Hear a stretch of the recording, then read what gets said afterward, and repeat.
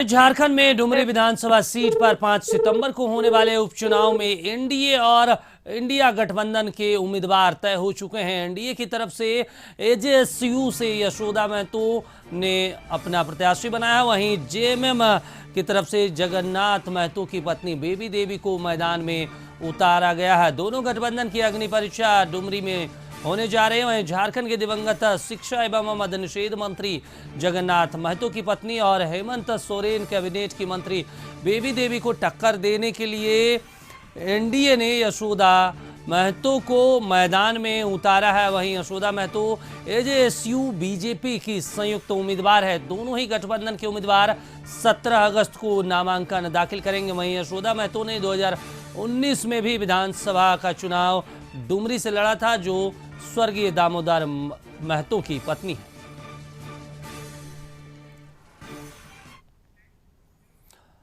तो वहीं डुमरी चुनाव को लेकर एनडीए गठबंधन ने अपने उम्मीदवार की घोषणा कर दी है। एनडीए ने यशोदा महतो को सर्वसम्मति से अपना उम्मीदवार बनाया है। आपको बता दें, यशोदा महतो झारखंड आंदोलनकारी स्वर्गीय दामोदर महतो की धर्मपत्नी है। वहीं यशोदा महतो 17 अगस्त को एनडीए की ओर से नामांकन दाखिल करेंगी। यशोदा महतो 2019 के चुनाव में भी एजेएसयू की ओर से प्रत्याशी थी।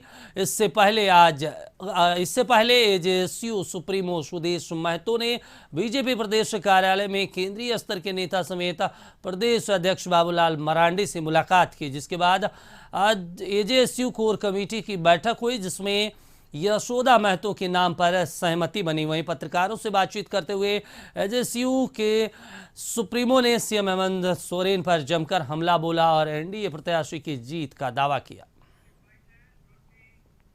एनडीए की तरफ से आजसू पार्टी की उम्मीदवार श्रीमती यशोदा देवी झारखंड आंदोलनकारी स्वर्गीय दामोदर महतो की धर्मपत्नी होगी और पार्टी कोर कमेटी ने निर्णय लिया है कि 17 तारीख को नामांकन करेगी। आधारित स्थानीय निधि देना संभव नहीं है।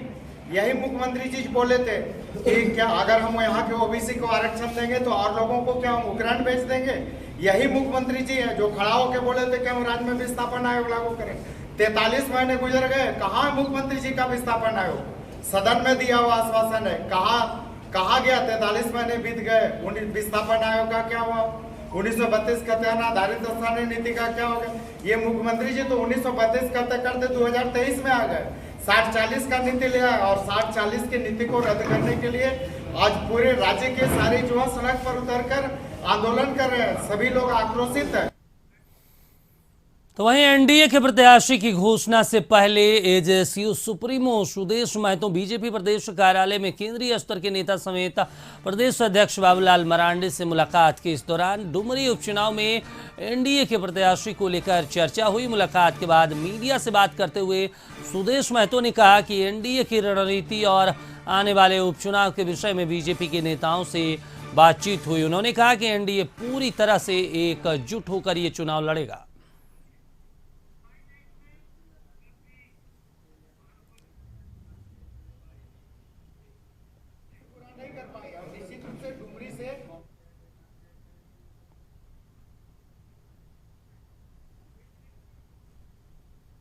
पर कुछ चर्चाएं हुई है और हम लोग सब मिलके आने वाले जो चुनाव होंगे उसको बेहतर रूप से एकजुटता के साथ हम लोग लड़ेंगे, यही चर्चा हुई है भविष्य के लिए।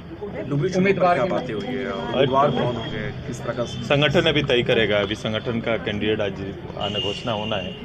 एनडीए चुनाव लड़ेगा, जैसे पहले भी कहे थे, पार्टी से प्रत्याशी आएंगे।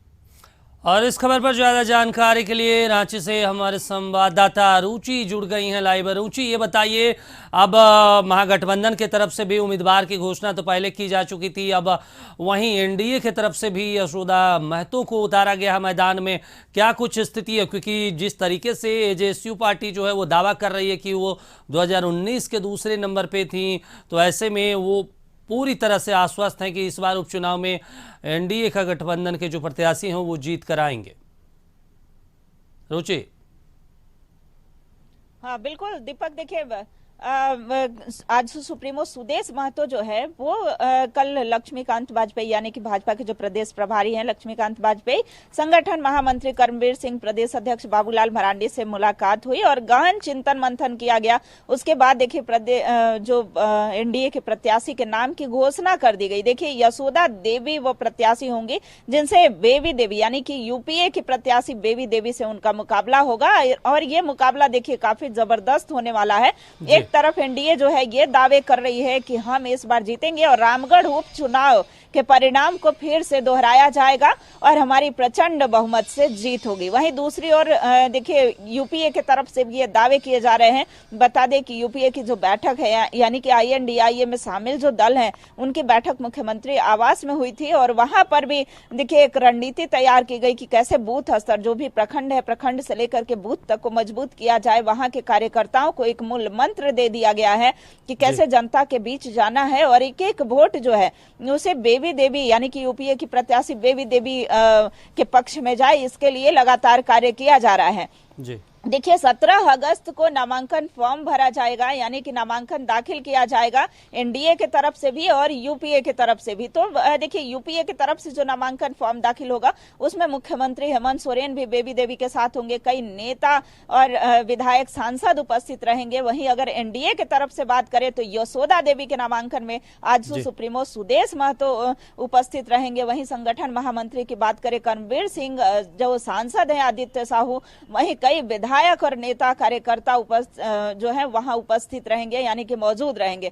तो ऐसे में देखिए जबरदस्त मुकाबला होने जा रहा है और ये डुमरी उपचुनाव जो है डुमरी उपचुनाव में एक तरफ एनडीए जो है वो राज्य में बढ़ रहे भ्रष्टाचार, अत्याचार और अपराध के मामलों को लेकर के सरकार को घेरने का प्रयास करेगी, जनता के बीच जाने का कार्य करेगी।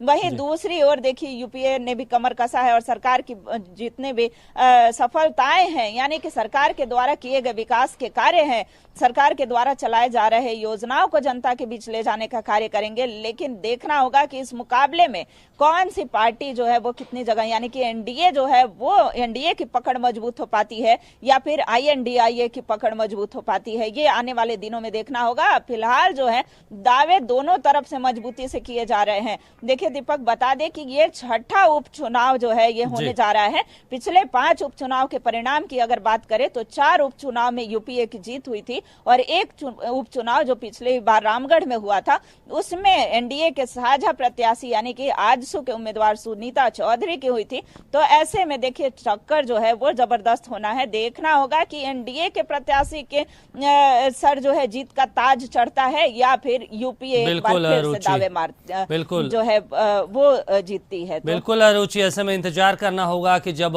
वोट की गिनती होगी उसके बाद जनता किसके सर पर अपना जो मुहर लगाती है वो इंतजार करना होगा। तमाम जानकारी के लिए शुक्रिया रुचि आपका।